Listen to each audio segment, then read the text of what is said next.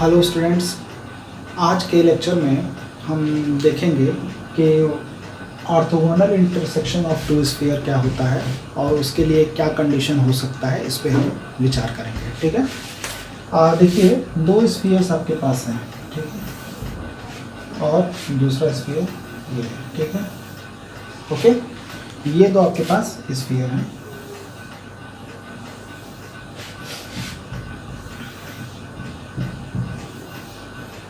ठीक, ये दोनों स्फीयर एक दूसरे को ऑर्थोगोनली इंटरसेक्ट करेंगे, इसका क्या मतलब है। ठीक है, तो देखिए ये इसका इंटरसेक्टिंग पॉइंट है, ये दो पॉइंट्स हैं, तो एक पॉइंट मान लीजिए ये P है, ठीक है। तो इसका मतलब क्या हुआ कि अगर ये एक दूसरे को ऑर्थोगोनली इंटरसेक्ट कर रहे हैं तो इससे जो टेंजेंट प्लेन हम खींचें इस स्फीयर पे, ठीक है, और इस स्फीयर पे टेंजेंट प्लेन खींचें, ठीक है, तो प्लेन का जो नॉर्मल होगा, प्लेन के जो भी नॉर्मल होंगे, इसका ये नॉर्मल और इसका ये नॉर्मल, ये दोनों एक दूसरे को 90 डिग्री पे कट करने चाहिए। ठीक है, तब हम कहेंगे कि ये दोनों जो स्फीयर्स हैं एक दूसरे को ऑर्थोगोनली इंटरसेक्ट करेंगे। ठीक है, तो अब देखिए यहाँ से आप ध्यान दीजिए कि ये आपका सेंटर एक है और दूसरा ये सेंटर है आपका। एक स्फीयर है, पहला स्फीयर को हम ले लेते हैं x square plus y square plus z square plus 2g1x plus 2f1y plus 2h1z plus d1 equal to 0। ये पहला आपका स्फीयर हो गया। ठीक है, दूसरा स्फीयर ले लेते हैं x square plus y square plus z square plus 2g2x plus 2f2y plus 2h2z plus d2 equal to 0। ये दो आपके पास स्फीयर हो गए। ठीक है ना। अब जरा ध्यान से देखिए कि यदि ये सेंटर है, ठीक है, तो पहले वाले स्फीयर का centre minus g1 minus f1 minus h1 होगा। ठीक है, दूसरे वाले स्फीयर का centre minus g2 minus f2 minus h2 होगा। ठीक है, और यदि इसे हम c1 और इसको c2 कह दें तो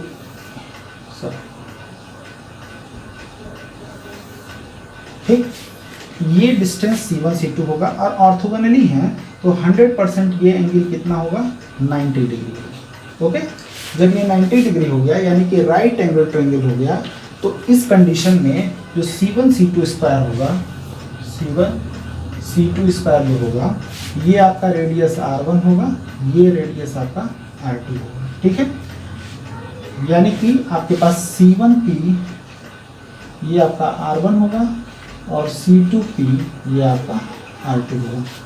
r1 की वैल्यू जो होगी under root g1 square plus f1 square plus h1 square minus d1 होगा, और r2 की वैल्यू जो होगी g2 square plus f2 square plus h2 square minus d2 होगा। ओके, तो यहाँ से देखिए c1 c2 स्क्वायर जो होगा वो c1p square plus c2p square के बराबर होगा, और c1 c2 दो पॉइंट्स हैं तो इनके बीच का डिस्टेंस आपको कैलकुलेट करने आता ही है। तो c1 c2 कितना हो जाएगा देख लेते हैं। ये यहाँ से अगर देखें तो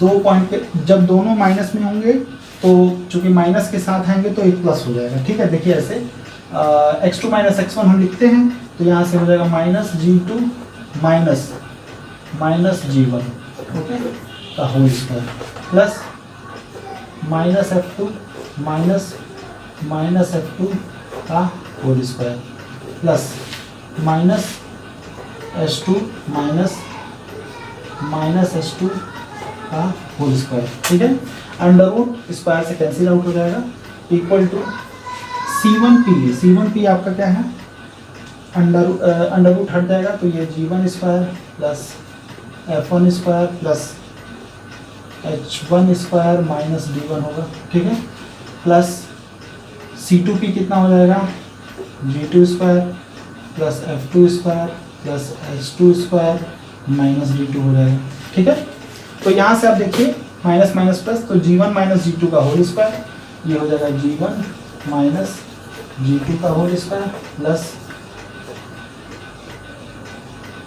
h2, और ये f1 माइनस f2 का whole square plus h1 minus h2 का होल स्क्वायर, ठीक है, equal to g1 square plus f1 square plus h1 square minus d1 plus g2 square plus f2 square plus h2 square minus d2, ये आएगा, ठीक है। तो अब इसको ज़रा सिंप्लीफाई कर लीजिए, तो यहाँ से हो जाएगा g1 square plus g2 square minus 2g1 g2। Similarly यहाँ हो जाएगा f1 square plus f2 square minus 2f1 f2, okay, plus h1 square plus h2 square minus 2h1 h2, ये इक्वल टू हो जाएगा g1 square plus f1 square plus h1 square minus d1 plus d2 square plus f2 square plus h2 square minus d2। अब जरा यहाँ से देखिए, g1 square से g1 square cancel होगा, g2 स्क्वायर से g2 स्क्वायर कैंसिल होगा, f1 square से f1 स्क्वायर, f2 स्क्वायर से f2 स्क्वायर, और h1 स्क्वायर से h1 स्क्वायर, h2 स्क्वायर से h2 स्क्वायर। तो आपका क्या आएगा, माइनस में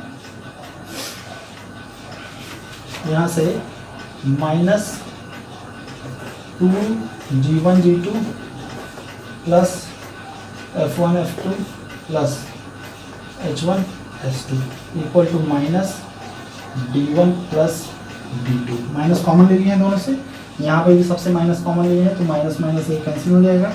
तो आपके पास जो रिजल्ट आएगा वो हो जाएगा 2g1 g2 plus 2f1 f2 plus 2h1 h2 equal to d1 plus d2। ये आपका रिजल्ट होगा कि कब दो स्फीयर एक दूसरे को ऑर्थोगोनली कट करेंगे, ठीक है। आई होप आपको ये टॉपिक समझ में आ गया होगा, ठीक है। अब हम नेक्स्ट टॉपिक चलते हैं, व्हाट इज रेडिकल प्लेन, ठीक है।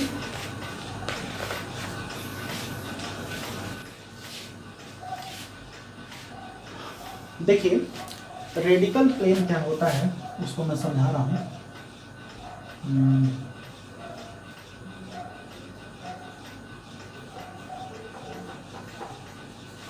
ठीक है, व्हाट इज रेडिकल प्लेन, ठीक है। रेडिकल प्लेन को डिस्कस करते हैं तो समझने का प्रयास करेंगे क्या होगा।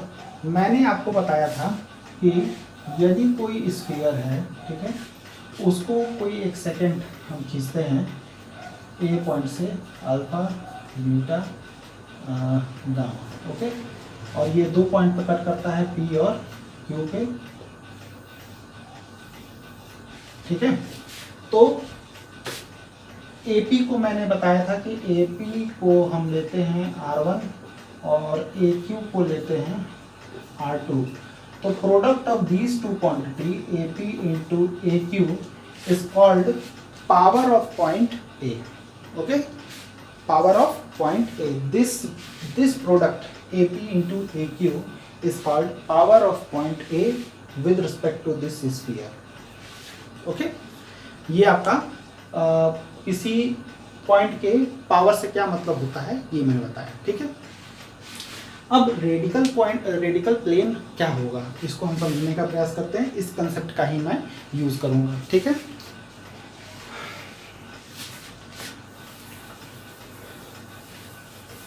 देखिए मान लीजिए आपके पास दो स्फीयर्स हैं, एक स्फीयर एक ये है, दूसरा स्फीयर, ठीक, दो आपके पास स्फीयर है, ठीक। एक कोई पॉइंट हम लेते हैं और उससे हम एक सेकंड ड्रॉ करते हैं, ये किया और ये किया, ठीक। तो देखिए मान लीजिए ये पॉइंट ए है, ये पॉइंट P1 है, ये Q1 है, इसी तरह ये P2 है, ये Q2, ठीक है। तो ऐसे पॉइंट्स का कलेक्शन, ये जो पॉइंट आपको दिख रहा है, तो इसका पावर क्या होगा, AP1 इंटू AQ1 इस स्फीयर के रिस्पेक्ट में, ठीक है। क्या होगा, AP1 इंटू AQ1, ठीक है। In a similar manner for this sphere AP2 into AQ2, AP2 into AQ2, this is power of point A with respect to this sphere.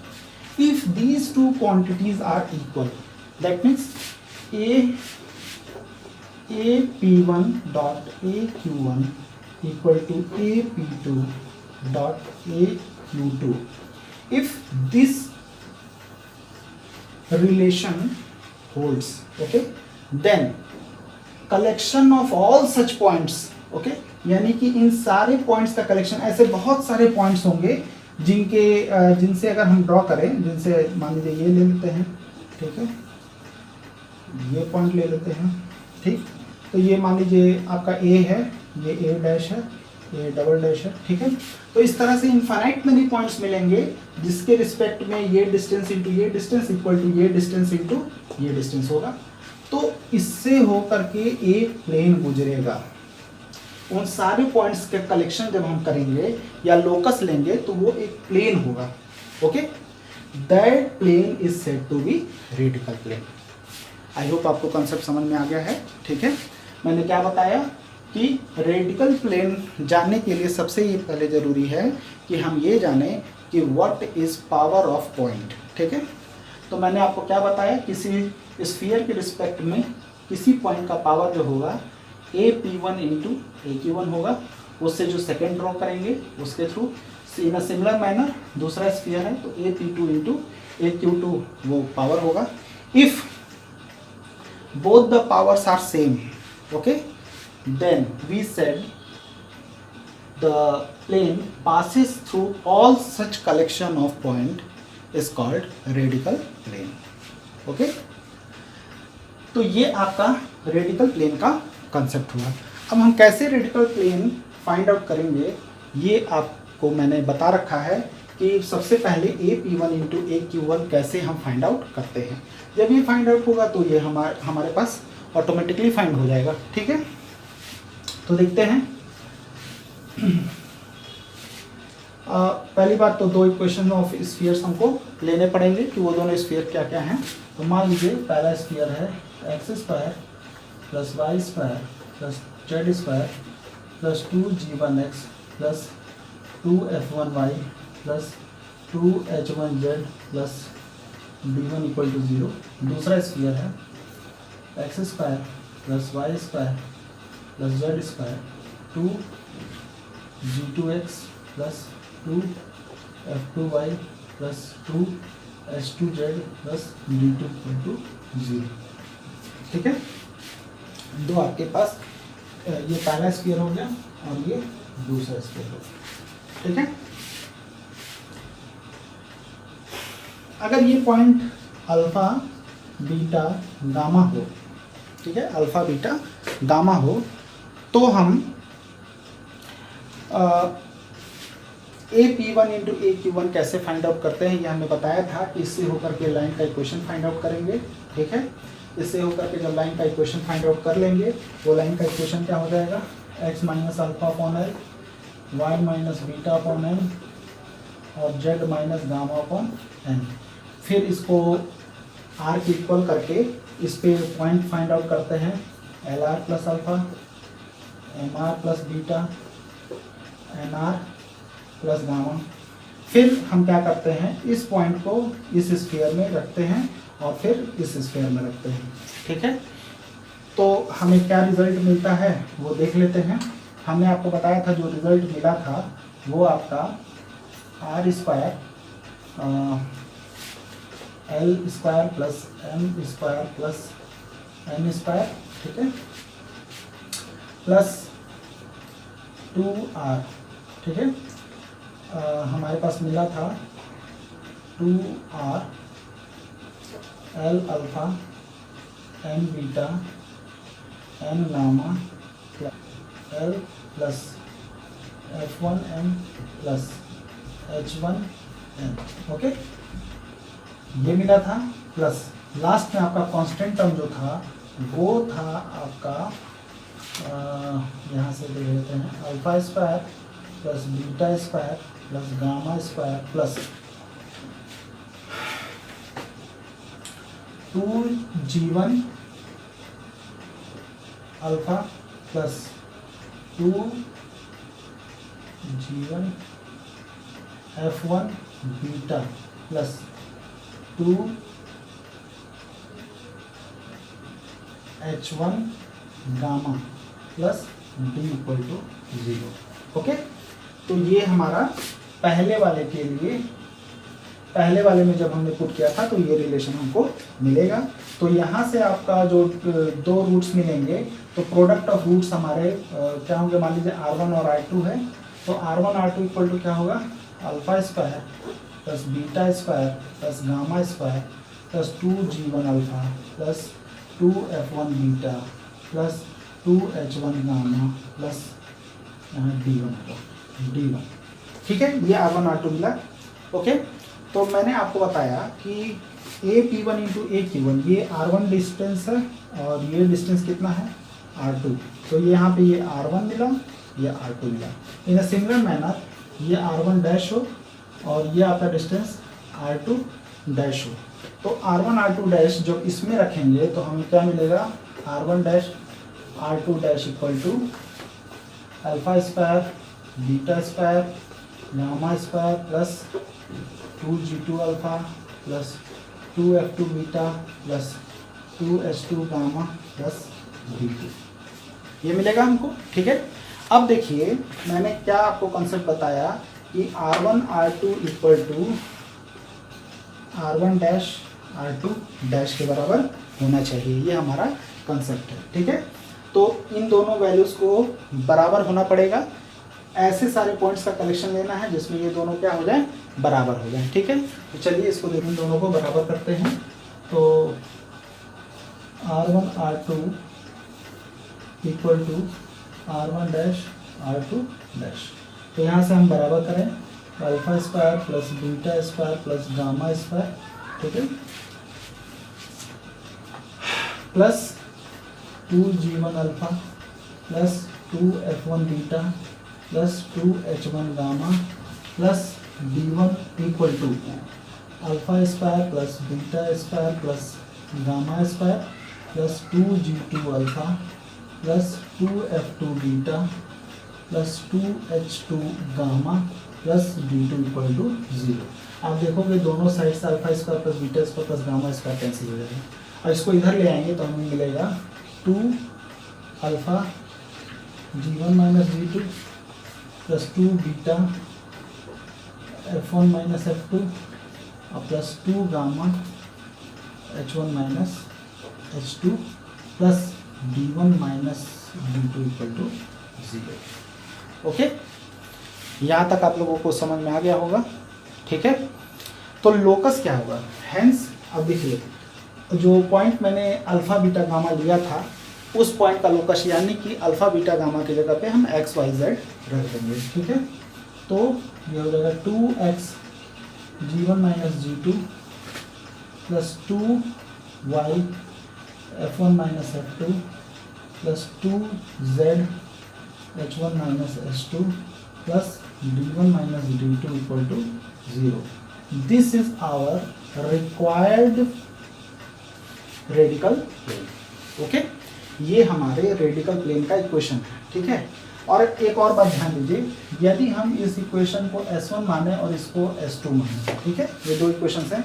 अब इसको भी जरा सब्ट्रैक्ट करके आप देखेंगे तो सेम थिंग मिलेगा, यानी कि S1 minus S2 is equal to 0 करने पर भी हमारे पास यही रिजल्ट होगा। यानी कि रेडिकल प्लेन यदि डायरेक्ट अगर हमको निकालना है तो मैं ये आपको शॉर्ट तरीका बता देता हूँ कि किसी भी कॉम्पिटिशन में अगर ऐसा क्वेश्चन आता है कि find the radical plane, okay, तो इतना बड़ा तो आप करने नहीं जाएंगे, ठीक है।